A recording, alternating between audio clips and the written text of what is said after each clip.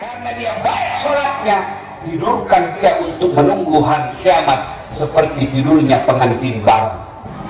Masya Allah. Ibu-ibu masih ingat waktu pengantin baru? Atau sudah lupa kasihan?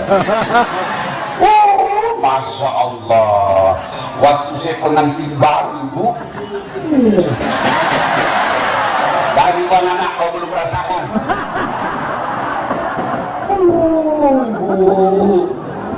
Nyamannya. Begitu saya buka pintu, saya bilang, cepat sekali pagi. Begitu enaknya pengantin baru, sampai sekarang saya selalu mau ulang. Tadi saya dengar sambutan mudir bahwa di sini anak yang ketiga digratiskan. Saya bertanya dalam hati, bagaimana kalau anak dari istri kedua dan ketiga?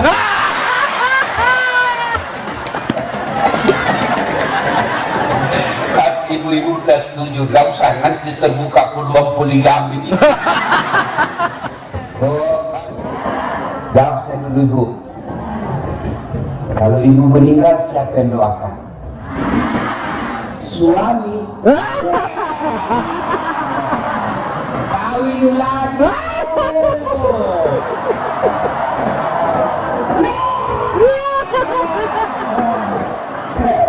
Dia dengar istri saya, ibu. Dia dengar istri saya ceramah.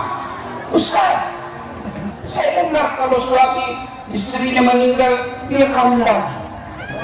Terus saya, jadi kalau saya duluan nanti meninggal, kamu kawin lagi. Saya panggil dia, bu, saya peluk baik-baik. Baru saya bilang, sayangku, kau dengar baik-baik ini. Jangankan kau meninggal, masih hidup saja kau sekarang, saya selalu berpikir kawin lagi.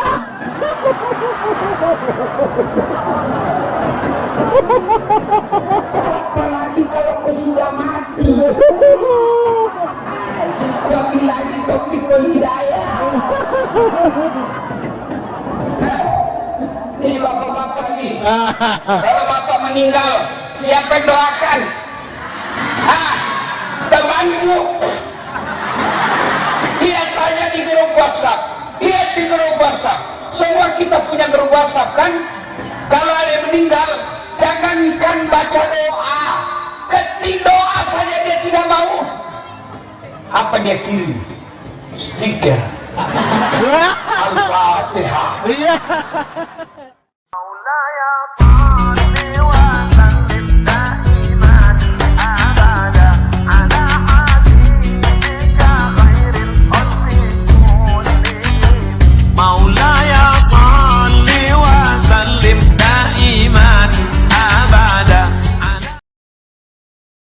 Asyhadu an la ilaha illallah wa asyhadu anna Muhammadan abduhu wa rasuluh.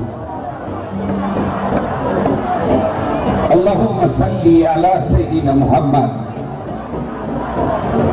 wa ala alihi wa sahbihi ajma'in.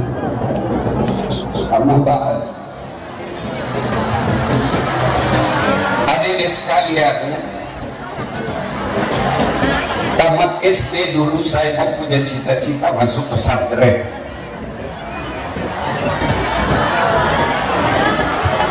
Bapak saya orang miskin.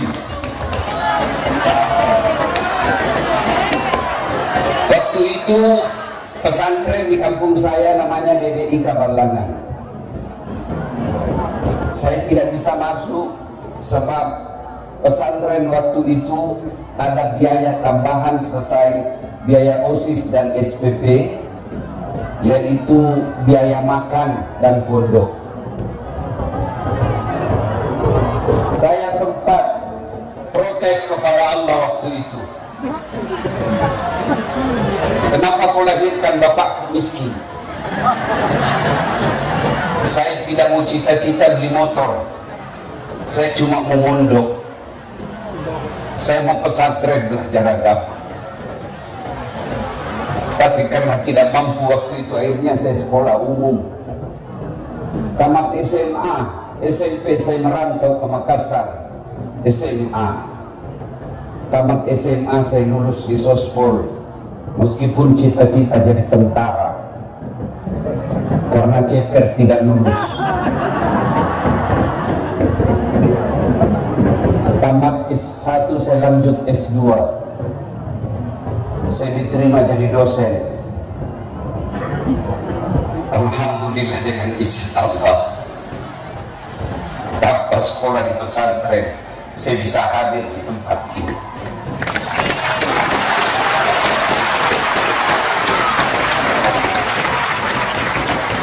Adik-adik sekalian, kamu belajar agama dengan baik.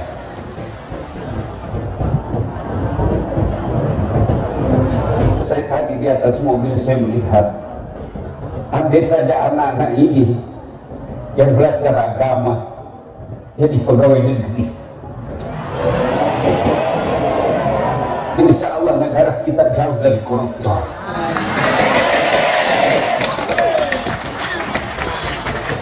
Andai saja anak-anak kita yang sekolah di sini jadi tentara, jadi polisi, jadi ASN, insya Allah negara kita makmur. Sayang banyak menjadi pejabat jadi perampok. Yang jadi pejabat banyak yang orang-orang mengeluarkan duit sampai puluhan miliar, jadi pegawai nyogok ratusan juta. Akhirnya anak-anak santri yang jujur, anak-anak santri yang baik akhlaknya, tidak mau bertarung jadi PNS karena harus nyogok. Ibu mau nggak anaknya jadi pegawai tanpa nyogok? Bapak Ibu mau anak-anak kita ini jadi pegawai tanpa nyogok? Mulai dengan nanti 27 November, jangan kau terima uang sogok untuk pilih kepala daerah.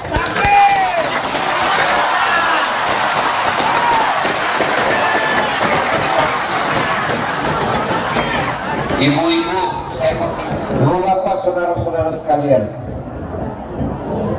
saya malah dengar sebelum sampai di sini Pak Harun banyak yang WhatsApp saya, jangan datang ke situ, itu hanya kampanye. Siapa bilang kampanye? Kamu mau pilih silahkan, tidak mau pilih tidak usah.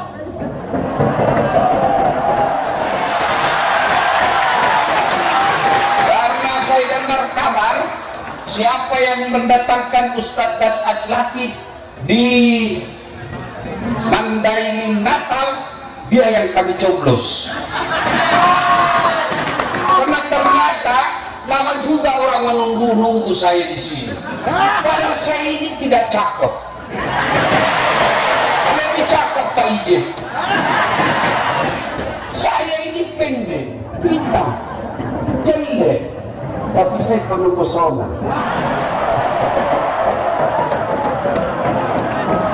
Masya Allah. Waktu saya diberitahu, Ustaz, ada juga hoax di Sumatera, mengaku Madinah. Madinah hanya ada di Saudi. Oh, ternyata Madinah itu Mandailing Natal. Bapak, saudara-saudara sekalian, ayo saya perbaiki dulu perasaan saya. Ibu-ibu pernah nggak lihat antar jenazah? Pernah lihat antar jenazah? Bukan pernah, sering. Itu kalau orang meninggal, kata Nabi, 3 yang mengantarmu. Berapa deh? 3. Tapi kata Nabi, 2 yang kembali, 1 yang temani kamu masuk ke kubur. Masih ingat kan pelajaran ini, Bu? Ibu-ibu, berapa yang ngantar? 3. Berapa yang pulang? Berapa yang 1? Ya 1 dah Ustaz. Jangan juga kau hubungkan dengan Pak Harun. Ya, yang pertama ngantar anak, keluarga, karib, sanak saudara, famili, ngantar semua. Ya kan? Begitu masuk, ada istri mau masuk ke dalam, Ada suamimu mau masuk ke dalam? Meskipun waktu kau digombal dulu waktu masih anak darah, kemanapun kau pergi aku akan mengikutimu. Lautan ku daki, lautan ku seberangi, masjid kau lewati. Ya, begitu meninggal, demi Allah tidak ada yang mau masuk ke kuburmu. Jangankan masuk, duduk saja semalam tidak ada yang mau.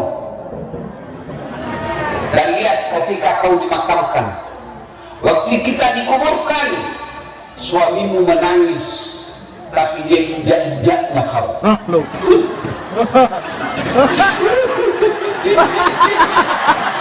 Iya kan? Iya. Nah, semua kembali.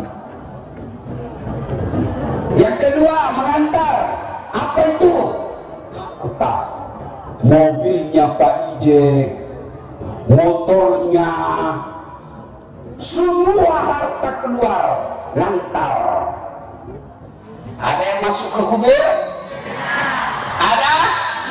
Ada. Apa? Kain kafan.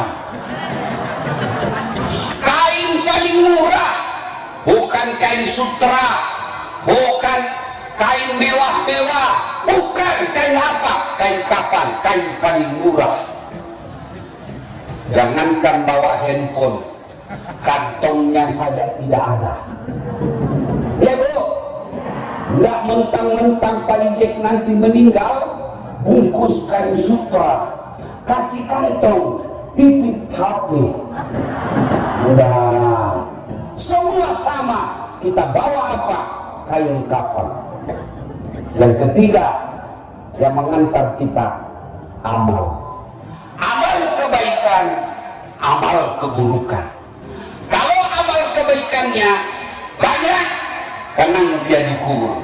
Tapi kalau amal keburukannya banyak, menderita dia di dalam kubur. Masuk pengantar. Tunggu dulu, saya pakai kacamata. Saya baru operasi dan tidak bisa lihat cahaya terang. Nah, saya pakai dulu.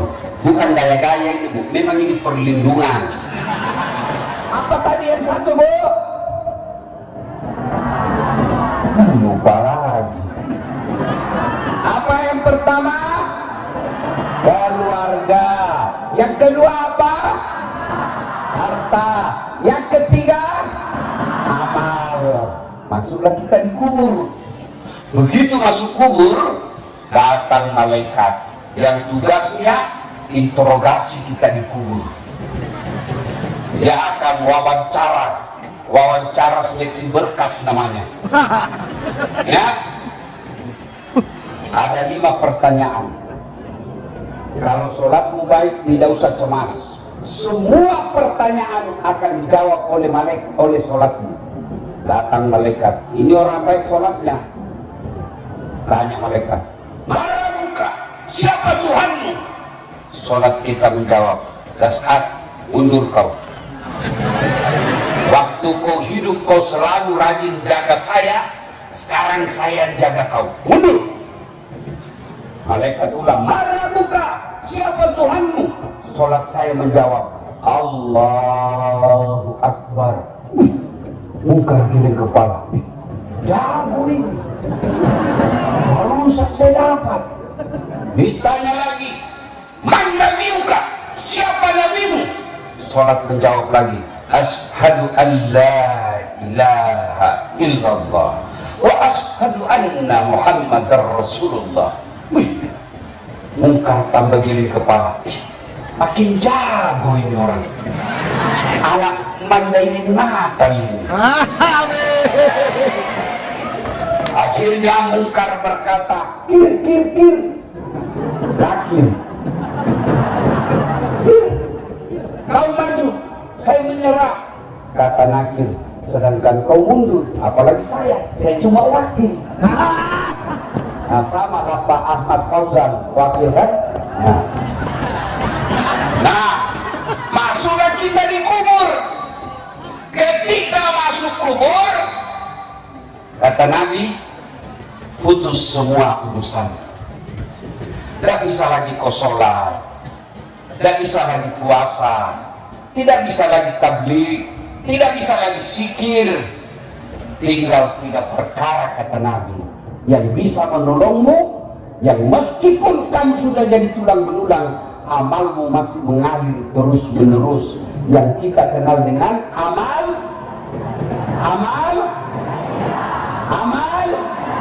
mantap, amal jariah. Nah, amal jariah itu ada 3. Ada berapa, Dek? Berapa? 3. Yang pertama, anak yang soleh dan soleha. Ibu-ibu, saya mau tanya ibu, bisa enggak anaknya ibu jadi anggota DPR tidak pernah nyalek? Bisa enggak? Bisa. Dia bawa kursi sendiri, dia duduk di samping DPR, beleng-beleng. Ya, adek, bisa enggak kamu jadi dokter tidak pernah kuliah fakultas kedokteran? Bisa enggak? Enggak mungkin. Ibu-ibu, ibu, bisa enggak anak ibu jadi kapolsek bukan polisi? Bisa. Bisa, polisi gadungan berujung dengan penjara. Tidak mungkin anakmu jadi dokter tidak pernah fakultas kedokteran. Tidak mungkin anakmu jadi anggota dewan tidak pernah nyalek. Tidak mungkin anakmu jadi kapolsek kalau dia tidak polisi. Tidak mungkin anakmu jadi dandim kalau dia bukan tentara. Tapi bisa enggak anakmu soleh dan soleha meskipun tidak ada sekolah? Bisa enggak anak ibu soleh dan soleha meskipun tidak dokter? Bisa enggak anak kita soleh dan soleha meskipun bukan anggota DPR? Bisa. Itu berarti menjadikan anak kita soleh dan soleha lebih gampang daripada menjadikan anggota DPR. Tanya Pak Ije, bagaimana susahnya menjadi anggota DPR RI? Datang masyarakat, iya Pak, fulus keluar. Iya toh? Iya. Berat. Sayang, setan mengalihkan perhatian kita. Akhirnya orang tua sekarang lebih bangga kalau anaknya jadi anggota DPR dan tidak malu kalau anaknya tidak pernah sholat. Ibu-ibu, ibu-ibu sekarang bangga betul kalau anaknya pintar bahasa Inggris. Apa hebatnya? Ustaz, jago betul itu anak tetangga saya. Memang kenapa? Masih SD kelas 1 sudah pintar bahasa Inggris. Saya tidak heran itu. Banyak yang bisa begitu. Masa banyak Ustaz? Iya banyak. Tidak percaya kok ke Inggris. Allah karim, Pak. Anak-anak di Inggris semua bahasa Inggris, Pak.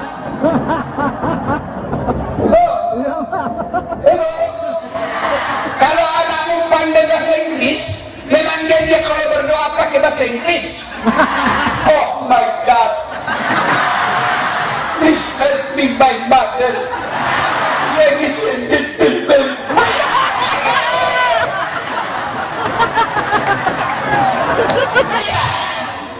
Ya, Ibu, jawab saya dulu Ibu. Kalau ibu meninggal siapa yang doakan? Suami. Kawin lagi.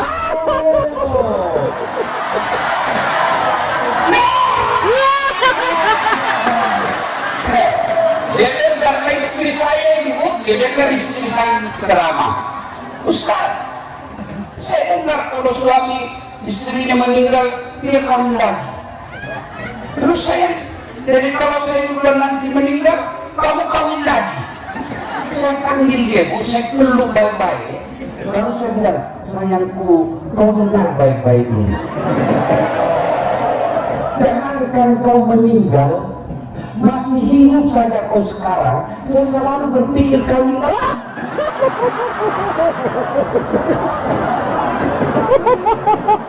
Apalagi kalau kau sudah mati. Makin lagi topikul hidayah.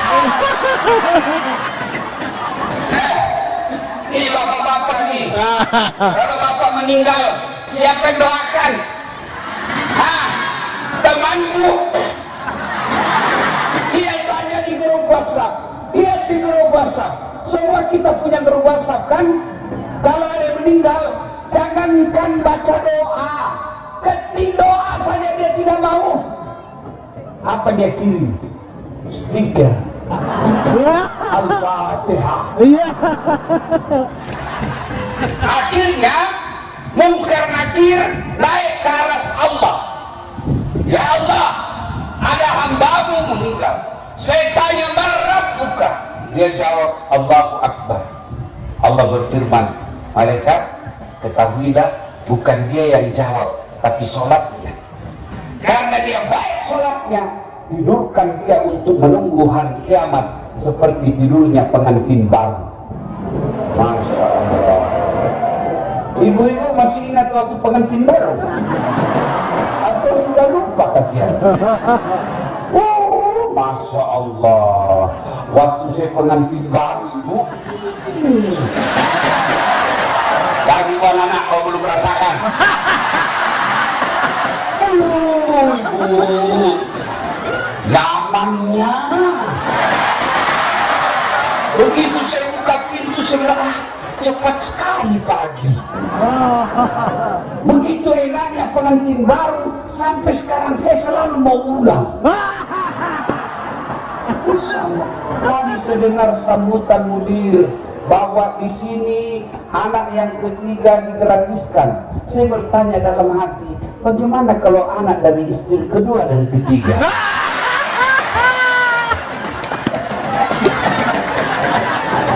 Pasti ibu-ibu udah setuju, gak usah nanti terbuka peluang poligami. Masya Allah.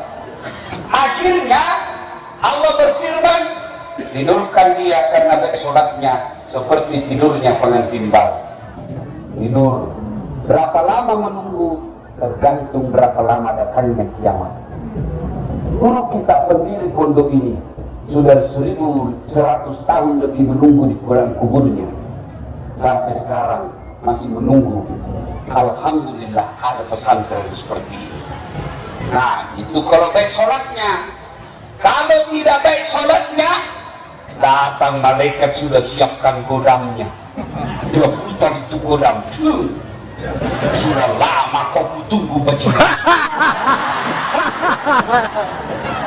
Dan ditanyalah dia, mana buka? Siapa Tuhanmu? Kaget. Dia bilang, tunggu dulu, orang baru datang. Malaikat pun dia mau debat. Ditanya lagi, mana buka? Siapa Tuhanmu? Kaget, langsung dia jawab, ketuhanan yang Maha Esa. Langsung diblender.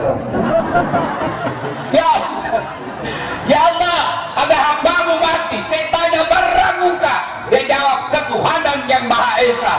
Itu kata Allah, Allah berfirman, itu pemuda Pancasila. Yang baik Pancasilanya tapi tidak beres sholatnya. Pancasila, Pancasila. Bukan yang hadir di sini, karena yang hadir di sini pemuda Pancasila yang baik agamanya. Kenapa? Kita dikawal sama pemuda Pancasila untuk mengamankan dakwah kita. Masya Allah. Mudah-mudahan saya ajak pemuda Pancasila sama-sama kita masuk surga nanti, Pak. Syaratnya Bapak harus sholat. Karena di surga tidak ada orang dalam. Saya heran juga, kenapa bukan fotoku di situ? Ya. Siapa sebenarnya? Hah? Oh, calon bupati. Ya. Oh, pantas. Kalau calon bupati itu orang pesantren, insya Allah dia tidak akan nyogok dan menyogok. Bagus namanya, Harun namanya, ibu kita kan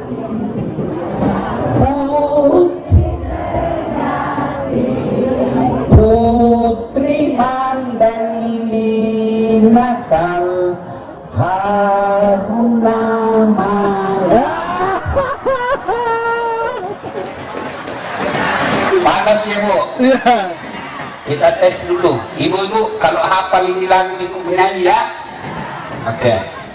Tak sengaja lewat. Ikut ibu nggak apa-apa. Ku melihat dihiasi hati bertanya.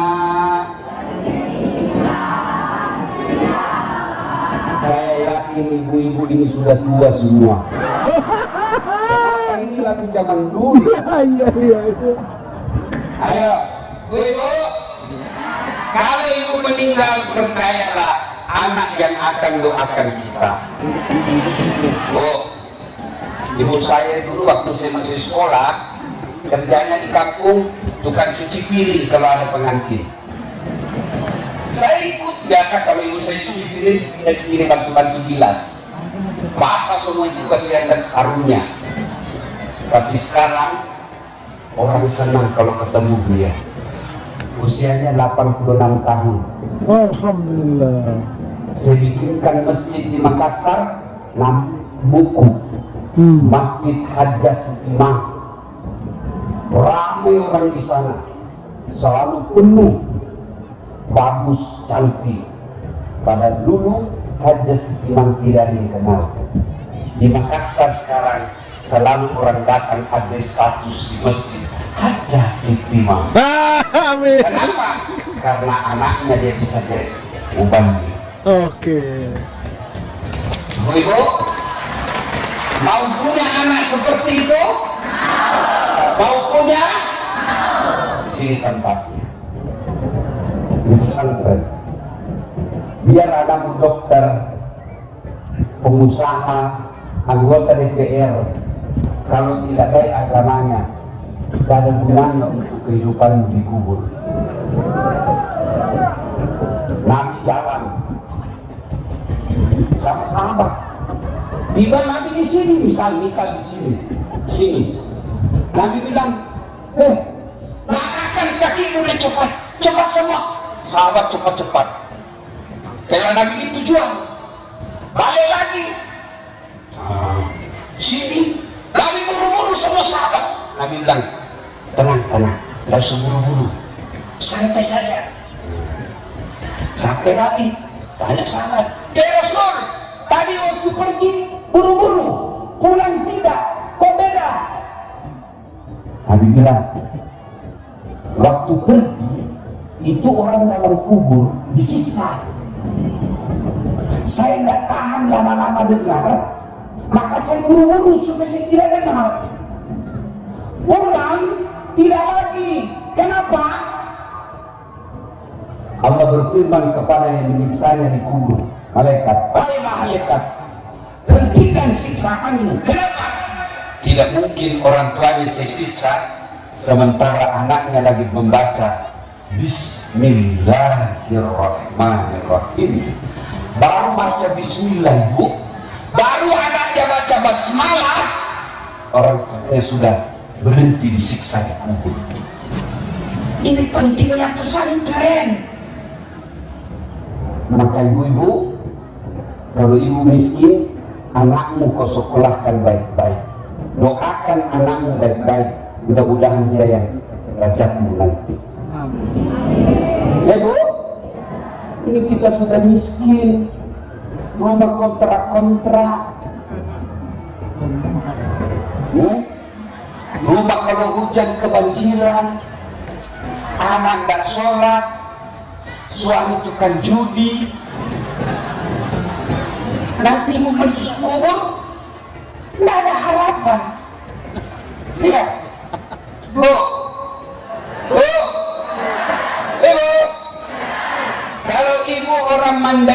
Natal pergi merantau ke Batam, ternyata di Batam tidak enak. Ada pilihan? Ada pilihan? Ada. Apa? Pulang lagi. Balik lagi ke Mandailing. Iya toh? Saudara-saudaraku pegawai negeri, Bupatimu tidak senang sama kamu. Ada pilihan? Ada. Apa pilihannya? Pensiun dini. Iya toh? Ibu-ibu, suamimu nakal, tukang judi, tidak sholat, kasar. Ada pilihan? Ada. Pulangkan saja aku pada ibuku, atau itu jelas. Bapak-bapak, istrimu cerewet, malas masak, boros uang. Ada pilihan? Ada. Dua pilihanmu. Kalau tidak cerai, tambah. Iya toh? Tapi kalau ibu masuk kubur, ada pilihan tidak? Ada pilihan? Tidak enak di kubur, keluar dulu. Begitu ibu keluar, viral satu dunia. Begitu ibu balik ke rumahmu, tidak ada orang tinggal di rumahmu. Iya toh? Dan orang yang menderita kalau dikubur, mereka yang tidak punya anak yang doakan dia. Ini gunanya anak-anak pesantren.